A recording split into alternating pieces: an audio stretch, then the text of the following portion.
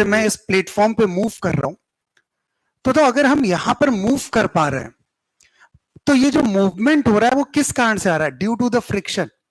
अगर मैं कहूं ये फ्लोर आपका स्मूथ सरफेस होता ना, तो हम यहां पे वॉक नहीं कर सकते थे। तो अगर इसी तरह अगर बात करें, कार जो है ना, अगर ग्राउंड पे मूव कर रही है, तो कार को मूव कराने में इंजन का कोई काम नहीं है। कार का मोशन जो है ना हॉरिजॉन्टल रोड पे हो रहा है, उसका मेन कॉज क्या है? फ्रिक्शन है आपके। अगर आप स्मूथ सरफेस की बात करो, आप कितनी भी पावर का इंजन लेके आ जाओ, वो सिर्फ क्या कर रहा होगा? व्हील को रोटेट कर रहा होगा, बट कार आपकी आगे नहीं मूव करेगी। तो कार जो फॉरवर्ड डायरेक्शन में मूव करती है, उसका मेन कॉज वहां पर फ्रिक्शन है आपके। अब इस कंसेप्ट को आज की क्लास में हम लोग समझते हैं। राइट डाउन द हेडिंग, हम बात करते हैं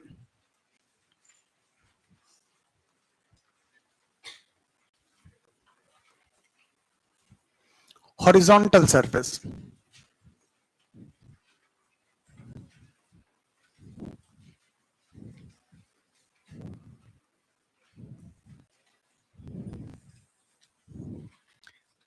अब एक मैन जो है ना हॉरिजॉन्टल सरफेस पे मूव कर रहा है, और मैं सबसे पहले केस 1 की बात कर रहा हूं, और केस 1 में यहां पर एक्सेलरेटेड मोशन है।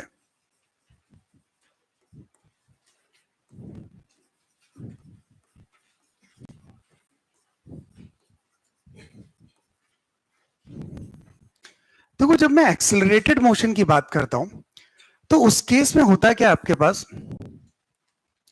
जब हम आगे की तरफ वॉक करते हैं ना, तो उस केस में हम यहां पर जो ग्राउंड है आपके पास,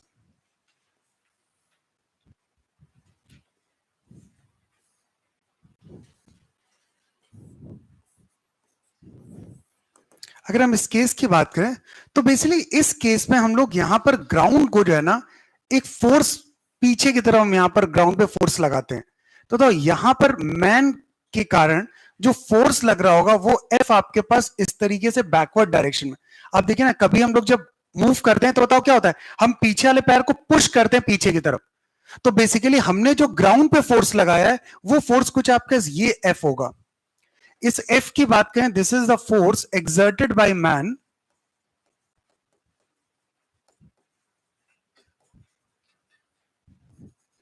मैन ऑन ग्राउंड। ये जो है ना, इसने किसी एंगल थीटा पे लगाया होगा। अब ये थीटा क्या होगा? जितने हम स्मॉल स्टेप ले रहे होंगे, थीटा कम होगा। जितने हम स्टेप लार्ज स्टेप लेंगे, तो वहां पे थीटा की वैल्यू क्या होगी? वो आपकी इंक्रीज कर जाएगी। तो ये इस तरीके से। अब देखो, ये जो फोर्स एफ हुआ आपके पास, अब देखो अगर इसके कंपोनेंट की बात करें, तो इसका एक कंपोनेंट आपके पास जो आएगा, बताओ अगर मैं उसकी बात करूं, तो ये कंपोनेंट आपके पास क्या होगा? दिस इज एफ, ये एफ साइन थीटा हुआ। ये एफ जो कॉस थीटा आएगा, बताओ ये बेसिकली क्या कर रहा होगा? ये इस फोर्स से जो है ना, एक तरह सरफेस को वर्टिकली प्रेस कर रहा होगा आपके। अब देखो, एफ साइन थीटा की अगर बात करें, बताओ अगर ये सरफेस स्मूथ होता, तो बताओ ये एफ साइन थीटा का, बताओ इसकी इस डायरेक्शन में स्लिपिंग हो जाती। तो बेसिकली ये एफ साइन थीटा एक तरीके से क्या है? ये हमें ये बता रहा है कि इस केस में जो है ना, टेंडेंसी ऑफ स्लिपिंग बताओ किधर होगी आपके पास? टेंडेंसी ऑफ स्लिपिंग की बात करें, तो वो बैकवर्ड डायरेक्शन में टेंडेंसी है इसके स्लिप करने। ठीक। और अभी जो हम मोशन की बात कर रहे हैं, हम बात करें नो स्लिपिंग कंडीशन की बात कर रहे हैं। यहां पर नो स्लिपिंग कंडीशन है, ये नो स्लिपिंग। अब बताओ, ये अगर एफ साइन थीटा इसकी tendency of slipping backward direction में, तो बताओ यहां पर फ्रिक्शन किधर लगेगा इस केस में? बताओ आगे। तो बताओ यहां पर ये फ्रिक्शन आगे की तरफ लगेगा। बताओ ये फ्रिक्शन किसने लगाया? दिस इज द फोर्स, बोलो किसने लगाया? एक्सर्टेड बाय ग्राउंड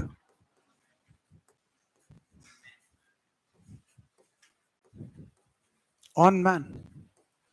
और ये बताओ, आपके पास अगर ये नो स्लिपिंग कंडीशन है, तो फोर्स किसके बराबर होगा? अप्लाइड फोर्स के बराबर होगा।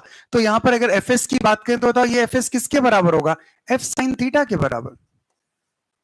तो यहां पे समझना, मैन ने एफ साइन थीटा इधर लगाया, एफ कॉस थीटा इधर लगाया। बताओ यहां पे अगर बात करें, तो इस मैन के ऊपर भी देखो दो फोर्सेस हैं आपके पास। वो ग्राउंड आगे की तरफ लगा देगा in the form of friction, ये एफ साइन थीटा आ जाएगा। और एफ साइन जो कॉस थीटा आया था, बताओ वो नॉर्मल रिएक्शन के फॉर्म में, ये भी बताओ इसके ऊपर ऊपर की तरफ एफ कॉस थीटा लगेगा आपका? क्योंकि अगर नेट में इसने एफ लगाया है तो ग्राउंड भी तो नेट में कितना फोर्स लगा रहा होगा, ये एफ यही तो लगा रहा होगा. This is theta, this is the net force, this is the net force exerted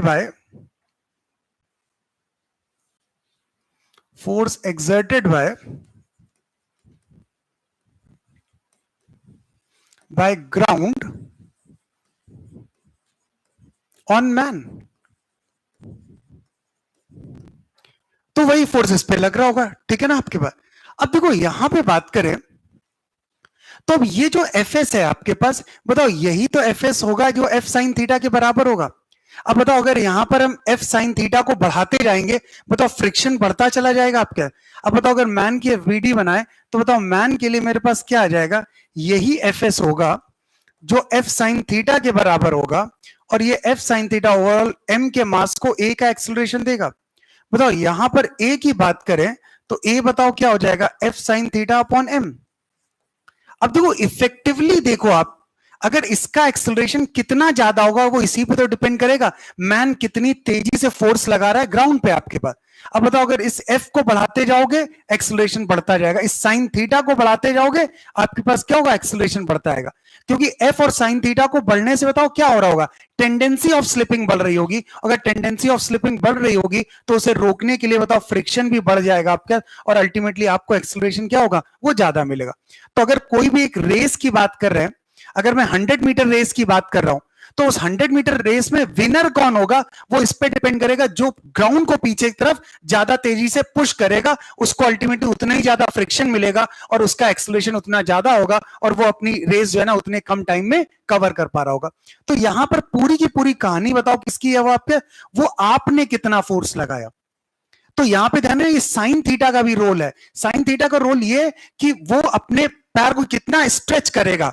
मतलब अगर छोटे छोटे स्टेप लेगा तो थीटा कम होगा, अगर लॉन्ग स्टेप लेगा तो उस केस में थीटा बढ़ जाएगा, और थीटा बढ़ जाएगा तो टेंडेंसी ऑफ स्लिपिंग बढ़ जाएगी, तो अपने आप बताओ फ्रिक्शन क्या हो जाएगा, बढ़ जाएगा. तो दो तरीके से आप फ्रिक्शन को कंट्रोल कर पा रहे हैं, या तो एफ को ज्यादा लगाओ तब भी बढ़ेगा, थीटा को बढ़ाओगे तब भी बढ़ेगा, और दोनों को बढ़ाओगे तब भी आपके एफ एस बढ़ेगा. एफ एस इसलिए बढ़ रहा है कि ओवरऑल टेंडेंसी ऑफ स्लिपिंग बढ़ रही है, और टेंडेंसी ऑफ स्लिपिंग बढ़ने के कारण फ्रिक्शन बढ़ रहा है, और उसके कारण आपका एक्सेलरेशन यहां पर इंक्रीज हो रहा है. पहले तो इस बात से सभी लोग सहमत, कंप्लीट करो इसे.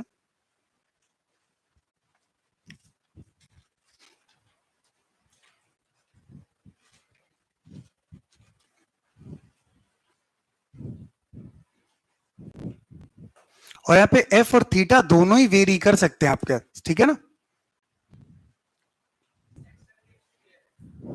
क्या चीज इस केस में, हाँ कह सकते हो, क्योंकि वो बेसिकली मैन ने ग्राउंड के ऊपर लगाया, ग्राउंड ने उसके ऊपर, लेकिन उसका मीडियम जो है ना वो फ्रिक्शन है तो ये एक्शन रिएक्शन. क्यों अलग अलग नेचर के क्यों है? अरे फ्रिक्शन का मतलब स्टैटिक फ्रिक्शन में फ्रिक्शन क्या होता है, वो तो ग्राउंड उस पर फोर्स लगाता है, उसका नाम दे दिया फ्रिक्शन. भाई नॉर्मल रिएक्शन और फ्रिक्शन दोनों एक ही बात है, कोई अलग अलग होता है क्या? दोनों फोर्स एक्सर्टेड बाय ग्राउंड ही तो है. भाई आपको डे 1 में मैंने आपको समझाया था फ्रिक्शन नॉर्मल दो अलग अलग होते ही नहीं है. क्या होता है, कॉन्टैक्ट फोर्स. कॉन्टैक्ट फोर्स का एक कंपोनेंट आपको क्या करता है, नॉर्मल रिएक्शन. कॉन्टैक्ट फोर्स का एक कंपोनेंट आपको क्या देता है, फ्रिक्शन देता है. अब जैसे यहां पर जो ये आपके पास है, ये तो मैन का फोर्स हो गया, होता है एक मैन का वेट भी यहां पे लग रहा होगा which is capital M G. और बताओ यहां पर एक नॉर्मल रिएक्शन भी तो आएगा, तो नॉर्मल रिएक्शन किसको बैलेंस कर रहा होगा यहाँ पे, M G plus F cos theta. अगर मैं यहाँ पे एन की बात करूं, एन किसको बैलेंस कर रहा होगा, M G plus F cos theta. अब देखो एफ कॉस थीटा का क्या एडवांटेज है कि मैन जितनी तेजी से पुश करेगा, बताओ यहां पर एन की वैल्यू बढ़ती जाएगी, और एन की वैल्यू बढ़ती जाएगी तो बताओ एफ एस लिमिटिंग की वैल्यू बढ़ती जाएगी, तो बताओ जो स्लिपिंग की पॉसिबिलिटी है, बताओ स्लिपिंग की पॉसिबिलिटी क्या होती जाएगी, वो भी तो कम होती चली जाएगी. आप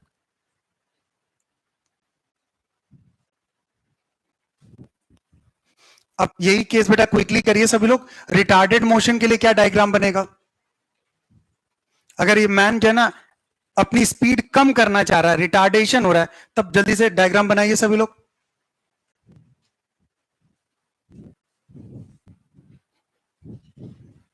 अच्छा, हम लोग यहां पर इंपेंडिंग स्टेट मैक्सिमम की बात नहीं करते, कि मैक्सिमम की बात इसलिए नहीं कर रहे हैं क्योंकि देखो यहां पर ये एफ है, हम एफ भी वेरी कर सकता है। देखो इस केस में जो है ना, अगर मैं बात करूं to increase acceleration,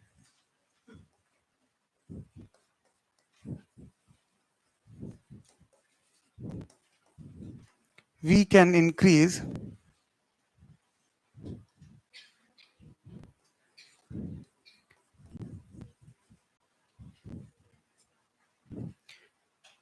we will increase, देखो फोर्स F और एंगल थीटा और बोथ F एंड थीटा, ठीक है ना। अगर तुम्हें यहां पर एक्सेलरेशन को इंक्रीज करना है तो आप क्या करो, सिर्फ F को इंक्रीज कर सकते हो। F को इंक्रीज कर दोगे, बताओ F साइन थीटा बढ़ जाएगा, F साइन थीटा बढ़ जाएगा तो आपका एक्सेलरेशन बढ़ जाएगा। अब यहां पर या तो सिर्फ थीटा को इंक्रीज कर लो, तो थीटा इंक्रीज करोगे तो साइन थीटा इंक्रीज होगा तब भी होगा, या फिर दोनों को एफ और थीटा दोनों को इंक्रीज कर दो तब भी आपका एक्सेलरेशन यहां पर इंक्रीज हो जाएगा। इसलिए हम लोग यहां पे इंपेंडिंग स्टेट जैसी बात नहीं करते, क्योंकि यहां पर इंपेंडिंग स्टेट फिक्स होगी नहीं। क्योंकि देखो यहां पे अगर मैं बात करूं इस केस में कि एफएस लिमिटिंग क्या होगा, बताओ एफएस लिमिटिंग भी तो वेरिएबल होगा। क्या होता है FS limiting, mu S into N, और ये हो जाएगा म्यू एस इंटू एन की वैल्यू हो जाएगी क्या आपकी, M G plus F cos theta. अब बताओ ये वैल्यू भी आपके पास क्या वेरिएबल है, तो हम यहां पर मैक्सिमम की बात नहीं करते, बस हम ये कहते हैं कि एफ और थीटा को इंक्रीज करोगे तो आपका एक्सेलरेशन लगातार इंक्रीज करता चला जाएगा। पहले तो इस बात से सभी लोग सहमत पूरी तरीके से। हाँ, रिटार्डेड वाला केस किया आप लोगों ने, जल्दी से करो, इक्वेशन फॉर्म करो।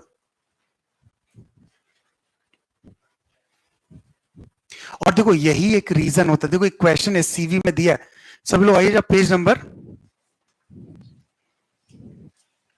15 पे क्वेश्चन नंबर 2 पे आइएगा, मोस्ट इंपॉर्टेंट टिक करो,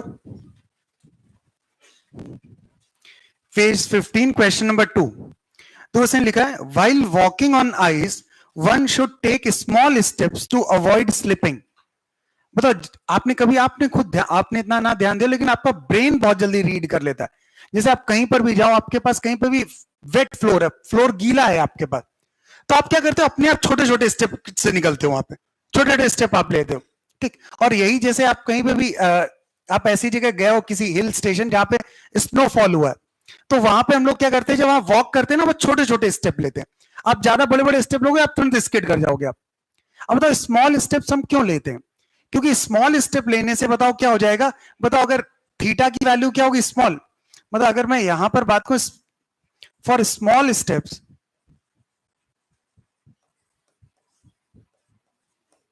बताओ थीटा की वैल्यू क्या होगी स्मॉल, और थीटा की वैल्यू स्मॉल है तो एफ साइन थीटा, बताओ इसकी वैल्यू कम हो जाएगी, इसकी वैल्यू कम होने का मतलब टेंडेंसी ऑफ स्लिपिंग, बताओ कम हो जाएगी, और टेंडेंसी ऑफ स्लिपिंग कम हो जाएगी, तो इसके लिए जो रिक्वायर्ड फ्रिक्शन है, जब टेंडेंसी कम है तो इसके लिए रिक्वायर्ड फ्रिक्शन एफएस जो होगा आपका, बताओ क्या वो कम चाहिए होगा। और आपको पता है जब मैं आइस की बात कर रहा हूं तो उस केस में बताओ फ्रिक्शन तो आइस के केस में कम होता है आपका, तो कम फ्रिक्शन है वहां पर, तो हम लोग स्लिपिंग को प्रिवेंट करने के लिए क्या करते हैं, हम स्मॉलर स्टेप्स ले लेते हैं। तो स्मॉलर स्टेप लेने का मतलब एफ साइन थीटा की वैल्यू कम, तो टेंडेंसी ऑफ स्लिपिंग कम है, तो टेंडेंसी ऑफ स्लिपिंग कम है तो उसके लिए हमें जरूरत जो है ना, कम फ्रिक्शन की जरूरत है, और वैसे भी कम फ्रिक्शन है भी हमारे पास, तो हम लोग वहां पे क्या करते हैं, तब हम स्लिप नहीं करते। और जैसे हमने स्टेप अपने बड़े बड़े स्टेप लेना स्टार्ट किया, बताओ वहां पे टेंडेंसी ऑफ स्लिपिंग क्या हो गई, ज्यादा हो गई, और टेंडेंसी ऑफ स्लिपिंग ज्यादा हो गई तो उस केस में तो फ्रिक्शन इतना सफिशिएंट था ही नहीं, और उस केस में आप स्किड कर जाओगे, आप वहां पे तुरंत गिर जाओगे। तो बात सभी क्लियर, तो इसका क्या आंसर हुआ, this is because smaller friction, smaller steps ensure larger friction, नहीं भाई, स्मॉलर स्टेप क्या इंश्योर करेंगे, स्मॉल फ्रिक्शन। तो smaller steps ensure smaller friction, B part आपका करेक्ट आंसर होगा। भाई नॉर्मल रिएक्शन तो सेम ही रहेगा, नॉर्मल रिएक्शन इफेक्टिवली किसको बैलेंस कर रहा होगा, वो तो वेट है उसको। तो यहाँ पे आंसर बताओ क्या होगा, बी पार्ट आपके। बात सभी को क्लियर? चलिए अब रिटार्डेशन वाले केस पे आइए।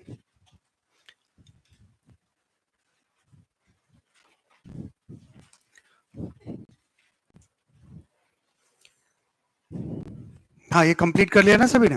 अब देखिए ध्यान दीजिए सब लोग। अब देखो अगर हम केस 2 की बात करें, बेटा बात करना बंद। अब केस 2 में हम लोग रिटार्डेड मोशन की बात कर रहे हैं।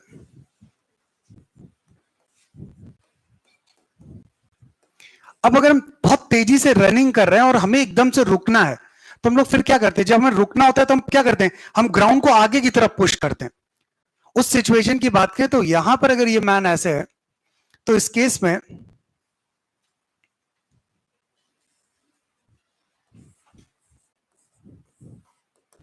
अब बताओ ये क्या करेगा, यहां पे ग्राउंड को जो ये पुश करेगा वो ग्राउंड को आगे की तरफ पुश कर रहा होगा। और अगर ये ग्राउंड को आगे की तरफ पुश कर रहा होगा तो यहां पर ये फोर्स आपके ये होगा और दिस इज एंगल थीटा, ये एफ और थीटा होगा। अब बताओ अगर ये एफ और थीटा है आपके पास, तो इस केस में बताओ एक कंपोनेंट ये आएगा आपके पास, यहां पर ये क्या आ जाएगा, एफ साइन थीटा।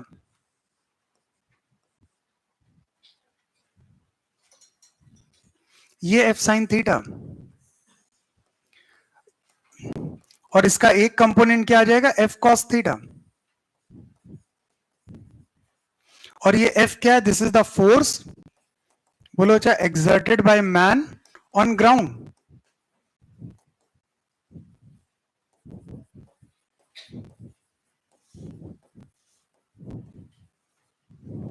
ये आपका। अब बताओ अगर ये एफ साइन थीटा और एफ कॉस थीटा है, तो इफेक्टिवली मैन के ऊपर भी ये एफ साइन थीटा इधर लगेगा इसका, और ये एफ कॉस थीटा आपके पास। बताओ अब इसकी ये एफ साइन थीटा, इसका अंदर this is the tendency of slipping.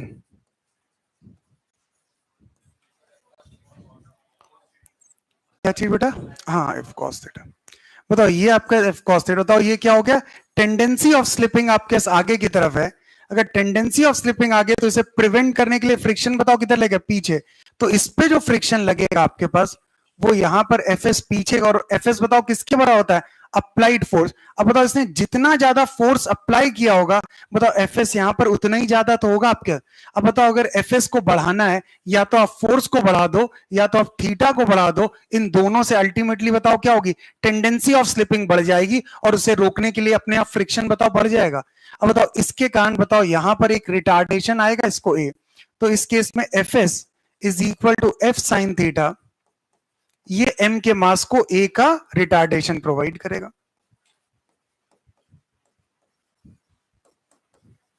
तो यहां पर ए की बात करें, बताओ ए किसके बराबर हो गया, this is F sine theta by M. बताओ यही तो एक्सेलरेशन आया, हाँ या ना? कंप्लीट करिए।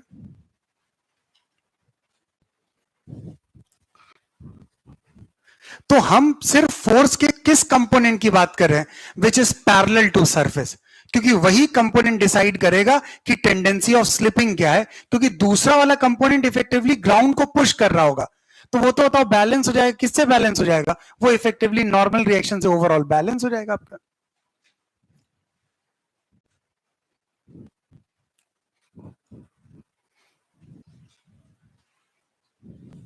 ये यहां पर v से आगे जा रहा होगा, और यहां पर स्पीड जो है ना, जब ये रिटार्डेशन की बात करें, डिक्रीजेस विद टाइम होगी। और पिछले केस में बताओ ये एक्सेलरेटेड था, तो इसकी स्पीड बताओ इस केस में क्या होगी, वो इंक्रीजेस विद टाइम।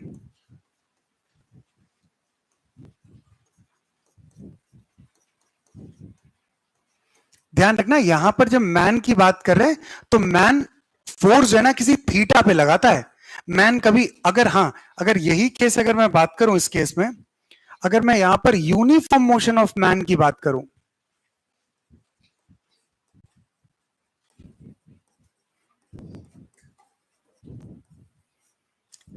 मैन का यूनिफॉर्म मोशन है, तो इस केस में नो टेंडेंसी ऑफ स्लिपिंग।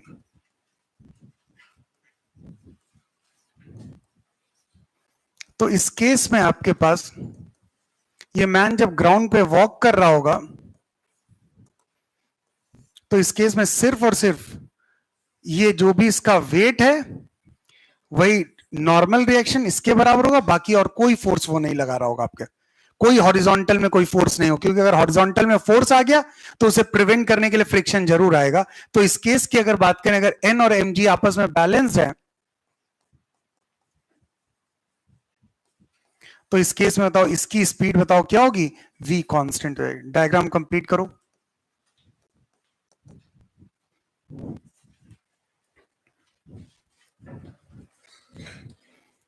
बताओ बात सभी को क्लियर पूरी तरह, सब लोग अटेम्प्ट करिए। पेज नंबर 14 पे क्वेश्चन नंबर 1।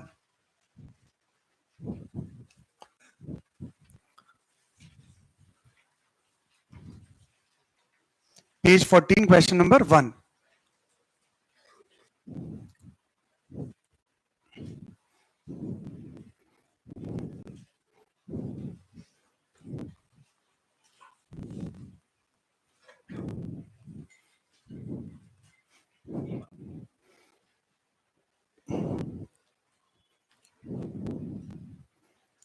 क्विकली बेटा सभी लोग सॉल्व करिए, खाली मत बैठा करो यार क्लास में कोई भी।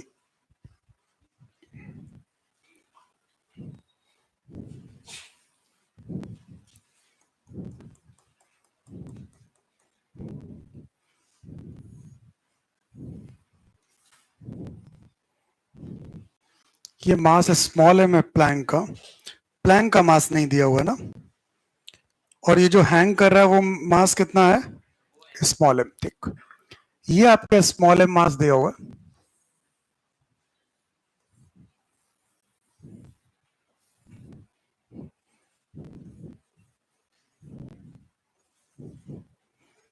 और यहां पर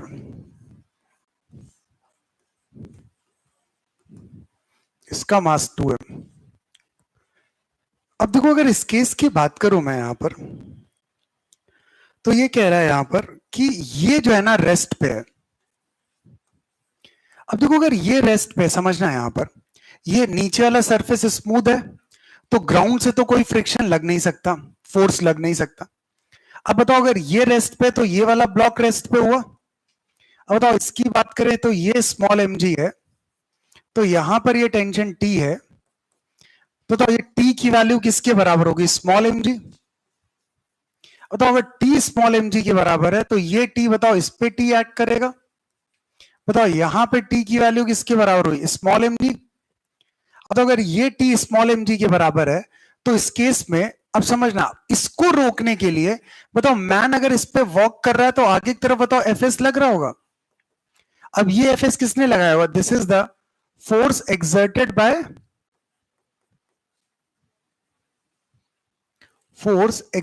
बाय प्लेटफॉर्म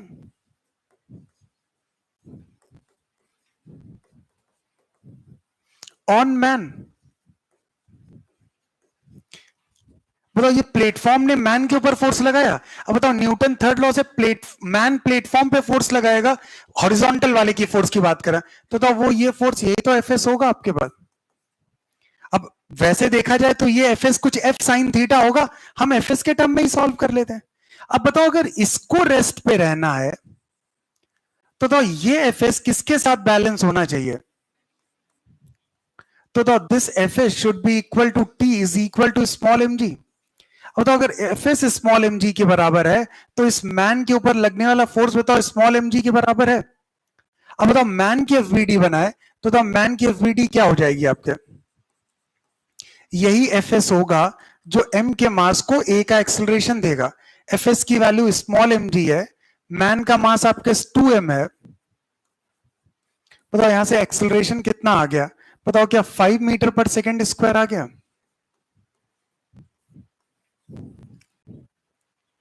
और अगर एक्सेलरेशन 5 मीटर पर सेकेंड स्क्वायर आ गया, अब बताओ उसको ये प्लेटफॉर्म की लेंथ कितनी, 250 मीटर।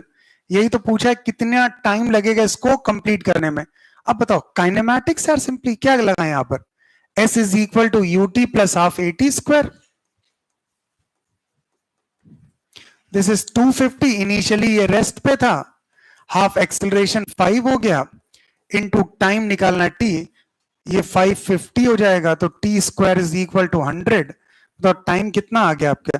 10 सेकेंड के बराबर टाइम आ गया। बात सभी को क्लियर? नोट करिए।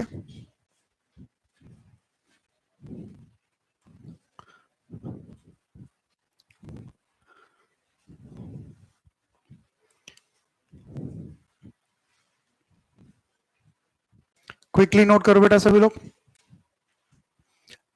कंसेप्ट सभी को समझ में आया ना कि भाई ये अगर प्लेटफॉर्म रेस्ट पे है तो इसका मतलब इसने इसके ऊपर एफएस लगाया, इसने एफएस, यही एफएस बताओ टी को बैलेंस कर रहा होगा, तो उससे हम लोगों ने एफएस की वैल्यू निकल आई और वही एफएस जो है ना इसको ए का एक्सेलरेशन दे रहा होगा। बस हमने अपने क्वेश्चन को सॉल्व किया।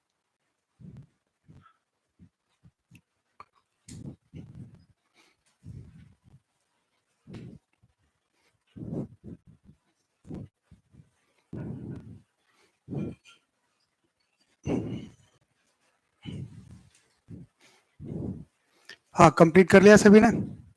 अब देखिए ध्यान दीजिए सब लोग। अब देखो इसमें ये तो हो गया मैन का केस, तो मैन का केस तो बहुत स्ट्रेट फॉरवर्ड है।